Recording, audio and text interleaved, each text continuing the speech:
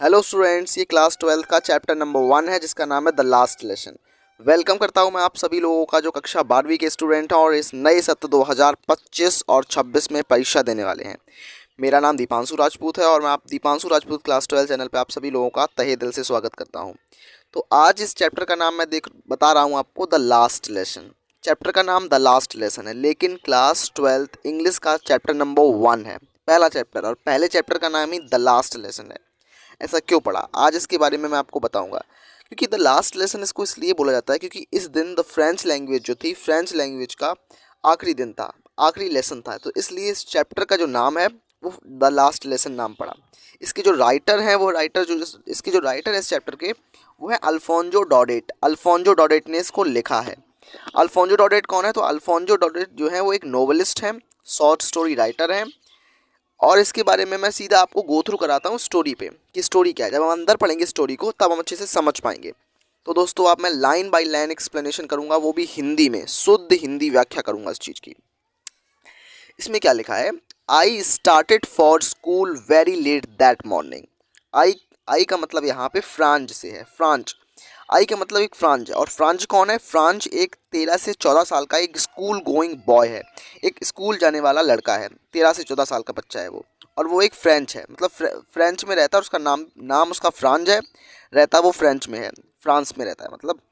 और आई started for my school very late that morning. French ने बोला कि मैंने उस दिन बहुत लेट स्कूल के लिए तैयार किया था।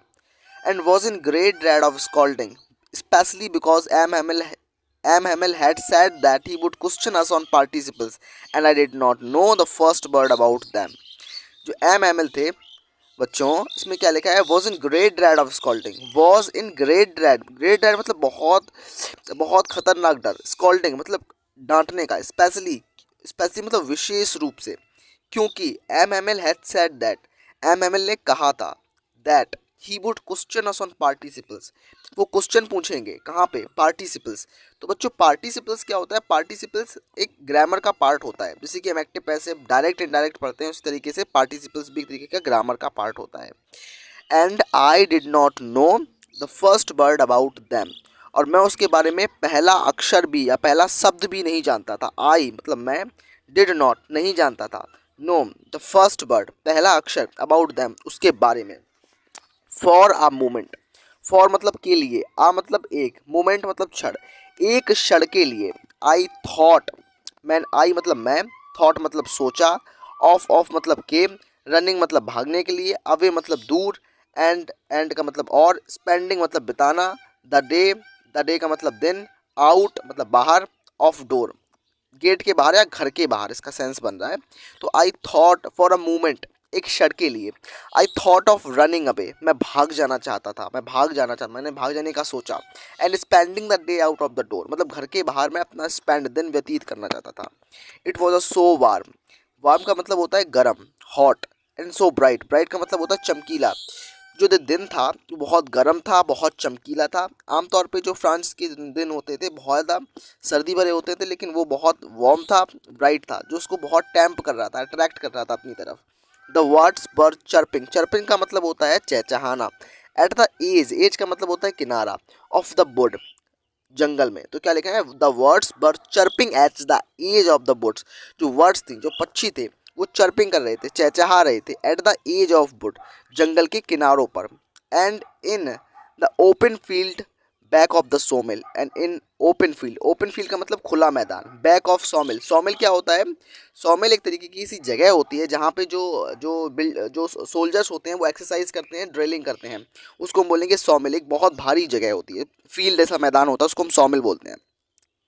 द प्रुसियन सोल्जर, जो प्रेशिया क्या होता है? प्रेशिया हम जानते हैं जर्मनी को बोलते हैं, तो जर्मनी के जो सोल्जर्स होते हैं उनको हम प्रेशियन सोल्जर्स बोलते हैं। प्रेशियन सोल्जर्स वर ड्रिलिंग, ड्रिलिंग मैंने बताया कि एक्सरसाइज करना, ड्रिलिंग का मतलब होता है एक्सरसाइज करना, एक्सरसाइज करना, हम एक्सरसाइज के बारे में जानते हैं, तो ड्रिलिंग का मतलब एक्सरसाइज करना। It was all much more tempting than the rule of participles. It was all, ये सभी कुछ जो जो मैंने बताया अभी तक कि दिन बहुत वार्म था, ब्राइट था, प्रेसियन सोल्जर ड्रिलिंग कर रहे थे, ये सब चीज़ें बहुत टेम्पटिंग थी, टेम्पटिंग का मतलब होता है अट्रैक्टिव, लुभावनी थी। Then the rule of participle, अगर वो रूल्स ऑफ पार्टिसिपल्स को कंपेयर करता है, अगर वो रूल्स ऑफ पार्टिसिपल्स को कंपेयर करता है, मतलब ग्रामर उसको टफ लगती है पढ़ने में, इसलिए वो रूल्स ऑफ टेम्पटिंग बोल रहा है ना, इन सब चीज़ों को टेम्पटिंग बता रहा है कि अट्रैक्टिव चीज़ें हैं ये सब। रूल्स ऑफ पार्टिसिपल्स थोड़ा टफ लगता है उसको। But I have to strength to resist and heard of the school, लेकिन मेरे पास इतनी ताकत थी, मेरे पास इतनी शक्ति थी कि मैं इन सबको रोक सकता हूँ। ये जो थॉट्स मेरे ब्रेन में आ रहे थे कि मैं भाग जाऊँ घर से, इनको मैंने रोका, काबू किया इन पर, और हर्ड ऑफ माई स्कूल, और हर्ड ऑफ माई स्कूल मतलब तेजी से स्कूल की तरफ भागा, तेजी से स्कूल की तरफ भागा। When When I passed the town hall, there was a crowd in the front of the bulletin board. When जब I मतलब France, passed the town hall. Town hall क्या होता है? इसकी स्टेशंस होते हैं, आपने ट्रेन के स्टेशंस देखे होंगे, स्टेशंस को ही टाउन हॉल्स भी बोल सकते हैं हम लोग। I pass the town hall, there was a crowd, वहाँ क्राउड थी, क्राउड मतलब भीड़, in front of the bulletin board, front of the bulletin board मतलब बुलेटिन बोर्ड के फ्रंट पे, फ्रंट मतलब सामने, बुलेटिन बोर्ड के सामने। तो बुलेटिन बोर्ड क्या होता है? बुलेटिन बोर्ड का मतलब होता है सूचना पट। जैसे कि हमारे स्कूल्स में बुलेटिन बोर्ड्स लगे होते हैं, उसमें लिखा होता है कि ये छुट्टी का दिन ये है, या फिर कुछ भी जो भी इन्फॉर्मेशन होती है उसमें लिखी हुई होती है, तो उनको हम बोलते हैं बुलेटिन बोर्ड्स बोलते हैं। For the last two years मतलब पिछले 2 सालों से, all above bad news had come from there, जो भी हमारी बैड न्यूज़ थी ये यहीं से आती थी, इसी बुलेटिन बोर्ड से वो आती थी, इसी बुलेटिन बोर्ड से आती थी 2 साल से हमारी बुरी खबरें। जैसे कि द लॉस्ट बैटल, ये युद्ध हार गए थे, वो भी यहीं से आई थी। The drafts, the order of the commanding officers, जो ड्राफ्ट्स थे, जो कमांडिंग ऑफिसर्स थे, वो यहाँ पे कुछ भी लॉ लागू करते तो यहीं से आती थी, मतलब ये भी बुरी खबर थी उनके लिए। And I thought to myself, और मैंने अपने बारे में सोचा, बिना रुके मैंने अपने बारे में सोचा, what can be the matter now मतलब क्या मामला हो गया है, what can be the matter now, क्या मामला हो गया है। तब as I hurried by fast as I could go, उसके बाद मैं बहुत तेज़ी से भागा, आई हरिड बहुत तेज़ी से भागा, as fast as I could go, जितना फास्ट मैं भाग सकता था, द ब्लैक स्मिथ का मतलब होता है,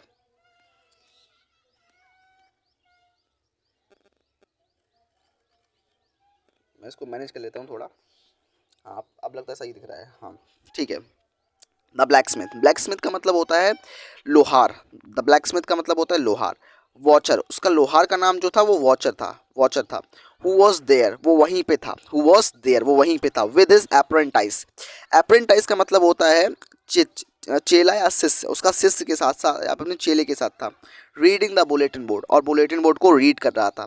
और कॉल्ड आफ्टर मी, उसके बाद उसने मुझे बोला, उसके बाद उन्होंने बोला, डोंट गो फास्ट बब, you will get your school in plenty of time. ये लाइन याद रखना, डोंट गो फास्ट बब, you will get your school in plenty of time, मतलब तेज मत भागो लड़के, आप अपने स्कूल में प्लेंटी ऑफ टाइम पहुंच जाओगे। उसके बाद मैंने लास्ट लाइन पढ़ी उसने कि I thought he was making fun of me. अब जो फ्रेंच है वो ये सोच रहा है ये मेरा मजाक उड़ा रहा है, उसने सोचा फ्रेंच ने मेरा मजाक उड़ा रहा है। M little gardens all out of breath, M का जो छोटा सा गार्डन उन्होंने स्कूल में बना रखा था। अब आते हैं एम। तो एम कौन होते हैं? तो एम फ्रेंच के टीचर होते हैं जो 40 साल से इन बच्चों को फ्रेंच पढ़ा रहे होते हैं।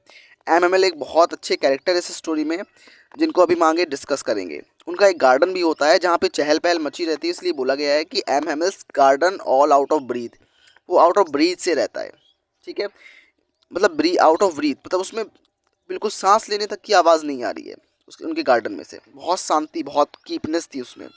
यूजुअली मतलब सामान्यता, वैन स्कूल बिगिन, जब स्कूल स्टार्ट होता है, बिगिन होता है, देयर वॉज अ ग्रेट बस्टल, वहाँ पे बहुत नॉइज़ होती है, बहुत भीड़ भाड़ होती है, which could be heard in the out of the street, जिसको बाहर गली से भी सुना जा सकता है, ये होता है। तो हम चलते हैं आगे की तरफ। तो हम पढ़ चुके हैं अपना पेज, अब आगे बढ़ रहे हैं। तो क्या है? The open and closing the desk, जब हम स्कूल में जाते हैं तो डेस्क को ओपन करते हैं, कहीं क्लोज करते हैं, बहुत ज़्यादा शोरगुल होता है। लेसन्स रिपीटेड इन यूनिजन्स, जो लेसन होते हैं वो रिपीट किए जा रहे थे, यूनिजन मतलब एक समान रूप से, बच्चे सभी एक जैसे, पहले एक बच्चा बोलता है उसके जैसा ही दूसरा बच्चा बोलता है, तीसरा बोलता है, तो इसी तरीके से यूनिजन मतलब एक समान रूप से बोल रहा था। वेरी लाउड, बहुत तेज़ी से। With with our hands over our ears to understand better. हम लोग ऐसा नहीं करते, कानों पे हाथ रख लेते हैं और तेज तेज से बोलते हैं। ये हमने ये देखा होगा स्कूल्स में आप लोगों ने, अंडरस्टैंड बेटर, जिससे हम अच्छे से समझ सकें। And the teachers great ruler rapping on the table. और जो एमएमएल की जो ग्रेट रूलर थी वो अपने हाथ में रखते थे। यहाँ पे आप देख सकते हो एमएमएल की रूलर उनके पास रखी हुई है। यहाँ पे मान के चलते ये इनकी रूलर उनके पास रखी हुई है, रैपिंग ऑन द टेबल, जो कि टेबल पे रखी हुई है। But now it was so still, लेकिन अब ये बिल्कुल स्थिर हो चुका है, ऐसा नहीं हो रहा है आज के दिन। I had counted the commotion to get my desk without being seen. मैं सोच रहा था कि बहुत शोरगुल होगा, मैं आराम से पहुंच जाऊंगा, अपनी सीट पे बैठ जाऊंगा। बट लेकिन of course that day every had to be quiet. लेकिन ऑफ कोर्स उस दिन सब कुछ शांत था, क्विट था। एज संडे मॉर्निंग, जैसा कि संडे की मॉर्निंग होती है स्कूल में, बिल्कुल देखते हैं ना, बिल्कुल शांत होती है school. Throw the window, throw the window मतलब विंडो से, विंडो के थ्रू उसने देखा। आई सॉ क्लासमेट्स, मैंने क्लासमेट्स को देखा। ऑलरेडी देयर प्लेस, वो अपने प्लेसेस पे, अपनी जगह पे बैठे हुए थे। MML walking up and down, MML जो थे वो अप एंड डाउन वॉकिंग कर रहे थे, क्लास में चक्कर लगा रहे थे। With is terrible iron ruler, और अपने हाथ में एक लोहे की आयरन रूलर, आयरन रूलर मतलब एक लंबी लकड़ी, डंडा बोल सकते हैं, स्टिक लिए हुए थे। अंडर हिज आर्म, अपने एक आर्म के नीचे दबाए हुए थे। I had to open the door, मैंने डोर को ओपन किया। And go before everybody, and go in before everybody, और मैं सभी के सामने गया। You can imagine how I blushed and how I frighten I was. आप इमेजिन कर सकते हैं कि उस टाइम मैं कितना ब्लस्ड था, मैं कितना फ्राइटन था, मतलब कितना डरा हुआ रख रहा था, बहुत बहुत डरावनी ऐसी फीलिंग आ रही थी उस टाइम। बट नथिंग हैपन्स, लेकिन कुछ नहीं हुआ। M M L saw me and said very kindly go to your place quickly. M M L ने, वैसे एमएमएल बहुत पीटने वाले टीचर थे, लेकिन उस दिन उन्होंने बहुत काइंडली बोला गो टू योर प्लेस, अपने प्लेस पे जाओ, क्विकली, जल्दी। लिटिल फ्रेंच, प्यारे फ्रेंच या छोटे Franz, we are beginning without you, हम आपके बिना ही शुरू करने वाले थे। अब ऐसे शब्द सुनोगे टीचर से तो बहुत खुशी हो जाएगी, थोड़ा वो सरप्राइज भी था कि ऐसा क्या हो गया आज के दिन। आई जम्प्ड, यही था, आई jumped over the bench and sat down at my desk. मैंने जंप किया ओवर द बेंच, बेंच के ऊपर से, and sat down at my desk, और मैं अपने डेस्क जिस जगह बैठा था उस जगह बैठ गया। नॉट स्टिल देन, तब भी कुछ नहीं पता चला। When I had to got a little over my fright did I see that the teacher had on his beautiful green coat, his frilled shirt, and the little black silk cap, all embroidered, that he never wore except in inspection and prize day. उसमें क्या लिखा था, जब friends ने देखा, जो MML थे usually वो सामान्य कपड़े पहनते थे, नॉर्मल कपड़े पहनते थे। जब कोई ओकेशन होता था या इंस्पेक्शन होता था, मतलब कोई स्पेशल डे होता था, तभी वो अपनी जो लिटिल ब्लैक सिल्क की कैप पहनते थे एम्ब्रॉयडर्ड की हुई। उसके अलावा वो नेवर वोर, ऐसा नहीं पहनते थे। उसके अलावा हमने देखा यहाँ पे कि ग्रीन ब्यूटीफुल ग्रीन कोट भी पहनते थे। हिज फ्रिल शर्ट, उनकी शर्ट भी अच्छी थी। Beside the whole school seems too strange, और उसके अलावा पूरा जो स्कूल था वो बहुत अजीब लग रहा था। एंड सैलमन, बहुत अजीब और सैलमन लग रहा था। But the thing that surprise me most was to see, लेकिन ऐसी चीज़ जो मेरे को बहुत सरप्राइज़ कर रही थी बच्चों, मेरे को लगता है वीडियो लंबा ना हो जाए। देखो अभी जब लंबा वीडियो नहीं हुआ है, चलो आगे ही बढ़ते हैं, पढ़ाई देते हैं आपको अच्छे से आज। हाँ, तो अब हम बात करते हैं, आपको दिख रहा होगा मैं आशा करता हूँ, हाँ दिख रहा है। On the back benches, on the back benches, back benches मतलब पीछे की बेंचेस में। हम भी जानते हैं हमारे आगे कुछ बेंचेस होती हैं, पीछे कुछ बेंचेस होती हैं जो बैक बेंचेस होती हैं, उनमें हम जैसे बैक बेंचेस ही बैठे थे। दैट वर ऑलवेज एम्प्टी, जो पीछे की बैक बेंचेस होती हैं बहुत एक्स्ट्रा में थी, इसलिए पीछे वाली यूजुअली खाली डली रहती थी, खाली बनी रहती थी। That were always empty in the village peoples sitting quietly like of over self, जो पीछे जो बेंचेस थी वो खाली डली रहती थी। लेकिन आज ये स्पेशल डे क्यों लग रहा है, फ्रेंड्स को कुछ पता ही नहीं उसके बारे में। और इसमें विलेज पीपल मतलब गाँव के लोग भी बैठे हुए थे। Like of course old Hauser, जिसमें से कि गांव के लोगों में से एक व्यक्ति था ओल्ड हॉसर, हॉसर नाम का व्यक्ति भी बैठा हुआ था। विच इज 3 कॉर्न हैट, उसने 3 कोने की एक हैट भी लगा रखी थी। The former mayor, the former post master and several other beside, बहुत सारे लोग भी बैठे थे, मतलब गांव के लोग बैठे थे। एवरीबडी लुक्ड सैड, एवरीबडी सब लोग दुखी साबित हो रहे थे, दुखी जैसे लग रहे थे, सैड हो गए थे। The Hauser had brought an old primer. Primer क्या होता है? ओल्ड प्राइमर का मतलब होता है एक प्राइमरी बुक, एक बहुत पुश्तैनी किताब। पुश्तैनी किताब हम ओल्ड प्राइमर बोल सकते हैं। Thumbed at the edge and he held in open and knees with his great spectacles lying across the pages। वो उसके पेज पलट रहा था जो उसकी प्राइमरी बुक थी, और उसमें आप चश्मा भी लगाया, चश्मा भी उसने उसी जगह रख दिया और उसके पेज पलट रहा था। कौन? हॉसर, याद रखना इस चीज़ को। While I was wondering about it all, और उस समय जबकि मैं बहुत वंडरिंग था, सबके बहुत सरप्राइज था, बहुत आश्चर्य में था क्या चल रहा है यार। M M L mounted his chair, M M L ने अपनी चेयर पे बैठे। एंड द सेम ग्रेव का मतलब होता है दुख। And the gentle tone, gentle tone का मतलब विनम्र भी थे वो, gentle tone which he use to me, और उन्होंने मेरे साथ मुझे को लगा यूज़ कर रहे थे। सैड माई चिल्ड्रंस, उन्होंने बोला माई चिल्ड्रन, मेरे बच्चे, this is the last lesson, ये आपका अंतिम लेसन है। आई सैड गिव यू, जो मैं आपको देने जा रहा हूँ। The olders had come to Berlin to teach only German. the order has come to from Berlin to teach only German। Order Berlin से आया है और अब हमें फ्रांस में सिर्फ और सिर्फ जर्मनी ही पढ़ानी पड़ेगी। द जर्मन टीचर आपके लिए कल आएंगे, ये भी बता दिया उसने। In the schools of Alsace and Lawrence, in the schools of Alsace and Lawrence. Alsace Lawrence क्या है? ये दो ज़िले हैं, फ्रांस के दो ज़िले हैं, अल्सास और लॉरेंस, जिन पे कब्जा कर लिया था जर्मनी ने। अब जर्मनी में फ्रांस टीचर पढ़ाने आएंगे। The new teacher master comes tomorrow, और जो नए टीचर मास्टर हैं वो आपको कल से पढ़ाने आएंगे। This is your last French lesson, I want you to be very attentively. ये आपका अंतिम पार्ट है और मैं आशा करता हूँ कि आप लोग सभी इस लेसन को अच्छे से अटेंटिवली अटेंड करेंगे, मतलब बहुत बहुत फोकस के साथ इसको देखेंगे, बहुत फोकस के साथ इसको अटेंड करेंगे। तो आगे के नेक्स्ट पैराग्राफ में हम देख चलते हैं, नेक्स्ट पैराग्राफ की ओर बढ़ते हैं। नेक्स्ट पैराग्राफ में क्या बोल रहा है? तो कैमरा सेटल डाउन, ठीक है, मैं सही से इसको कर लेता हूँ एक सेकंड रुकना दोस्तों। हाँ सही है। तो इसमें क्या बोल रहा है कि what are thunder clap these words forward to me. Thunder clap का मतलब होता है तूफान की तरह आना। जब बोला कि ये मेरा लास्ट लेसन है, मैं नहीं पढ़ा पाऊंगा आपको और आपके लिए नए टीचर आएंगे, तो कितना बुरा लगा फ्रेंड्स को। उसको थंडर क्लैप लगा, मतलब एक तरीके का तूफान सा आ जाना, सुनामी आ जाना। ये शब्द सुन के, oh what wretches what was they had to put on my town hall. वो समझ गया ये रैचेस है, और उसने क्या बोला कि मैं समझ गया कि ये टाउन हॉल में जो अभी ब्लैक स्मिथ अपने अप्रेंटाइज अपने चेले को बता रहा था कि डोंट गो फास्ट बब, you will get your school in plenty of time. तो यही बता रहा था कि टाउन हॉल पे यही लिखा था कि ये आपका अंतिम दिन है, कल से जर्मनी के टीचर आपको पढ़ाने आएंगे। My last French lesson why I hardly knew how to write. अभी तो मैं ये भी नहीं जानता हूँ कि मैं अपनी भाषा को कैसे लिखूँ, कैसे बोलूँ, कैसे सीखूँ।